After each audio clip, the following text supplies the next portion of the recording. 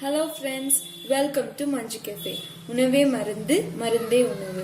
இன்னைக்கு நம்ம வடகம் எப்படி செய்யறதுன்னு பார்ப்போம். ஜென்ரலா நம்ம வீட்ல எல்லாம் சாதம் மிஞ்சிருச்சுன்னா அதை கீழே கொட்டாம இந்த மாதிரி வடகம் செஞ்சுக்கிட்டீங்கன்னா ஸ்நாக்ஸ் மாதிரி இல்லைன்னா சாம்பாருக்கோ புளிக்குழம்புக்கோ சைடிஷாவும் நீங்க யூஸ் பண்ணிக்கலாம். வாங்க இதை எப்படி செய்யறதுன்னு பார்ப்போம்.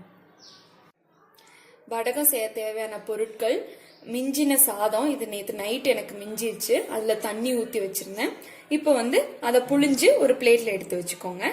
அப்புறம் 1 டீஸ்பூன் சீரகம், 1 டீஸ்பூன் குழம்பு மிளகா பொடி, அப்புறம் பூண்டு ஒரு 10-12 எடுத்துக்கோங்க. தோல் நீக்கினாலும் பரவாயில்ல, நீக்கலனாலும் ஒன்றும் ப்ராப்ளம் இல்லை.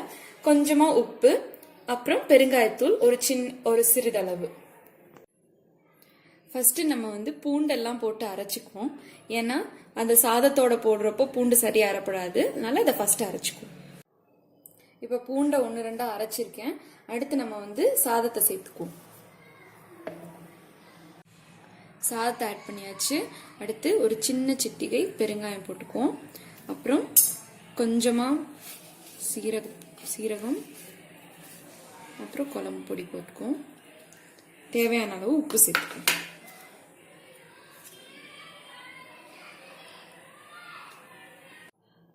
அரைச்ச விழுது இங்க இருக்கு. இப்ப இதை காய வச்சிடலாம். வீட்டுல ஏதாவது காட்டன் துணி இருந்தா தான் அதை ஈரப்படுத்திக்கோங்க. அப்புறம் இதுல ஒரு அரை டீஸ்பூனா எடுத்து, அரை டீஸ்பூன் வர மாதிரி எடுத்து எல்லாத்தையும் வச்சுட்டு வெயில்ல ஒரு நாள் ஃபுல்லா காய வச்சிருங்க. அரைச்ச விழுத ஈர துணியில வெயில்ல காய வச்சிருக்கேன். காஞ்சதுக்கு அப்புறம் பார்ப்போம். வடகம் நல்லா காஞ்சிருச்சு. இதை ஒரு பிளாஸ்டிக் பேக்லயோ இல்ல ஏர்டைட் கண்டெய்னர்லயோ போட்டு மூடி வச்சுக்கோங்க. உங்களுக்கு எப்ப தேவைப்படுதோ எண்ணெயில பொரிச்சு சாப்பிடலாம். இது ஸ்நாக்ஸாவும் இல்ல சைடிஷ் மாதிரியும் வச்சுக்கலாம். இந்த வீடியோ உங்களுக்கு பிடிச்சிருந்தா லைக் பண்ணுங்க. இது போன்ற நிறைய வீடியோக்களுக்கு எங்க சேனலுக்கு சப்ஸ்கிரைப் பண்ணுங்க. வீட்டுல நீங்க செஞ்சு பார்த்துட்டு உங்க கமெண்ட்ஸை எங்க கூட ஷேர் பண்ணுங்க. தேங்க்யூ.